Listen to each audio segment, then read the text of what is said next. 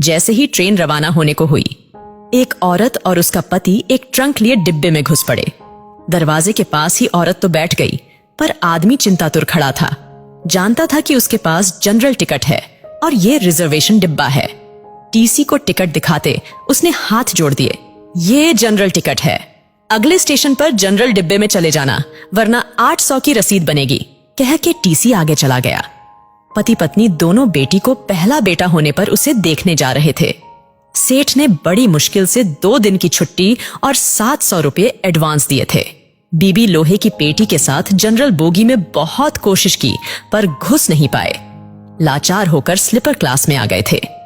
साहब, बीबी और सामान के साथ जनरल डिब्बे में चढ़ नहीं सकते, हम यहीं कोने में खड़े रहेंगे, बड़ी मेहरबानी होगी। टीसी की ओर 100 का नोट बढ़ाते हुए कहा। 100 में कुछ नहीं होता, 800 निकालो वरना उतर जाओ।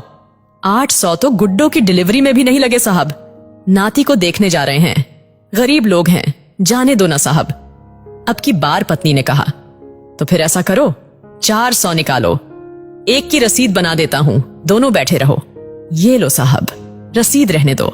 200 रुपये बढ़ाते हुए आदमी बोला, नहीं नहीं, रसीद 2 बनानी ही पड़ेगी, ऊपर से आर्डर है, रसीद तो बनेगी ही। चलो जल्दी 400 निकालो, वरना स्टेशन आ रहा है, उतरकर जनरल बोगी में चले जाओ। इस बार कुछ डांटते हुए टीसी बोला।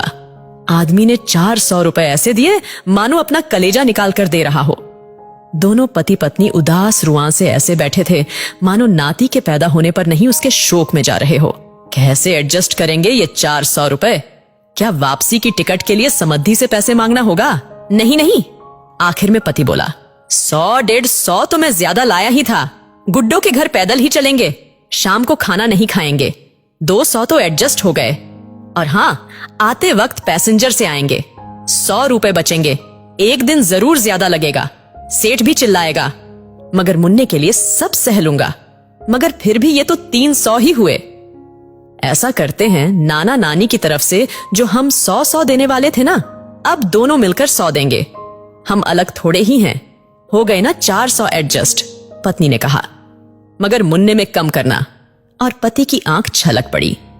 मन क्यों भारी करते हो जी, गुड्डो जब मुन्ना को लेकर घर आएंगी तब 200 ज्यादा दे देंगे। कहते हुए उसकी आंख भी छलक उठी, फिर आंख पोंछते हुए बोली, अगर मुझे कहीं मोदी जी मिले तो कहूंगी, इतने पैसों की बुलेट ट्रेन चलाने के बजाय इतने पैसों से हर ट्रेन में 4-4 जनरल बोगी लगा दो, जिससे ना तो हम जैसों को टिकट होते हुए भी जलील होना पड़ेगा और ना ही हमारे मुन्ने के 100 रुपये कम हो। उसकी आंख फिर छलक पड़ी।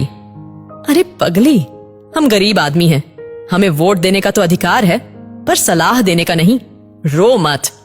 विनम्र प्रार्थना है जो भी इस कहानी को पढ़ चुका है उसे इस घटना से शायद ही इत्तेफाक हो, पर अगर ये कहानी शेयर करे, कॉपी पेस्ट करे, पर रुकने ना दे, शायद रेल मंत्रालय जनरल बोगी की भी परिस्थितियों को समझ सके।